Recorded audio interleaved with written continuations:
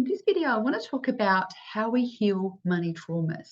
So, a money trauma is basically an emotional trauma that causes disruptive behaviors or patterns in regards to our money and our finances. And those disruptive patterns might be something like overspending or being over vigilant and not spending money and saving all of your money.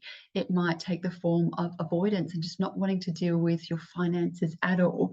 It could be a workaholic, or it could be under earning money. So we can have all of these patterns and behaviors that are formed as a result of a money trauma.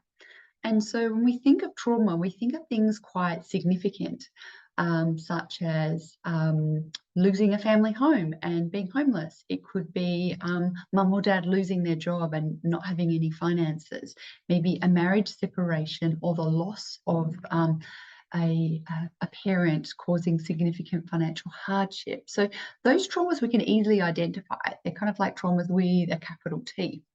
But a lot of the more challenging traumas are ones that I describe with a little t, and they might be things like when you were young, stealing money and getting caught and being shamed for that. It might be around saving money in your piggy bank and then a parent or a sibling borrowing it and never returning it. It might be something like swallowing a coin and parents responding that money's dangerous. We can have all of these little tiny traumas. The challenge is that when it comes to our brain and hardwiring, it has the same impact whether it's a significant trauma with a capital T or one of those little t traumas. It fires and wires in our brain and it creates new neural pathways. And we decide or we form certain beliefs about money. And quite often those beliefs sit in the subconscious part of our mind that we don't have an awareness to. So the first part about healing a money trauma is to actually identify where's the origin of the trauma that you had. And it's typically in childhood between the ages of 2 and 12. So the first part is doing some reflective work to go back to your earliest money memories around what was money like for me growing up? What was the energy and emotion around it? What are some of the phrases that you heard? Because this has deeply informed your money beliefs.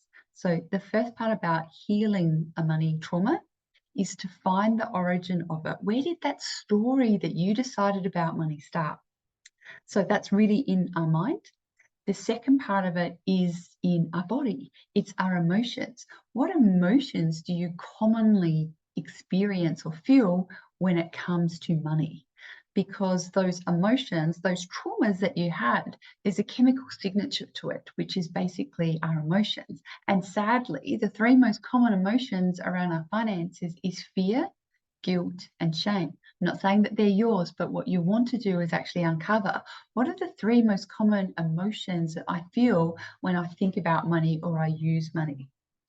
And so the way that I work as a money coach, as a former financial advisor, when I'm looking to heal someone's money wounds, we look at the mindset that was formed. So it's very much in the mind and using neuroscience to rewire and unlearn some of those things that you learn and relearn some healthier habits and beliefs about money. The second is around our body and emotions, because most of those are typically still trapped in our body. So it's about having some strategies and exercises to release some of that that tension that you feel around money, or those experiences, those emotions that you feel. And then the third is the practical things. So these are more from a financial planning point of view, and things like cash flow and budgeting and goal setting and investing. The thing is, though, when we're wanting to make changes to our finances and be better with money, to do better, to think better, to be better with money, we tend to start off with the external practical things first. So let's just do a budget. Let's go on a savings plan. Let's start investing.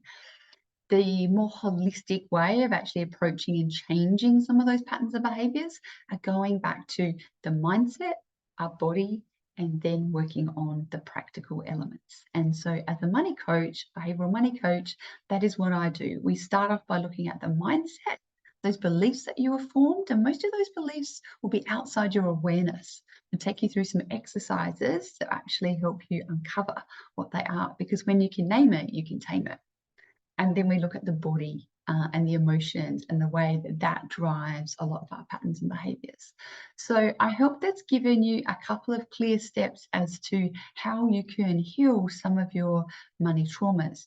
The first part is really doing the work to find out what's the origin, where did those traumas begin that has created those financial habits or behaviors that are challenging you today.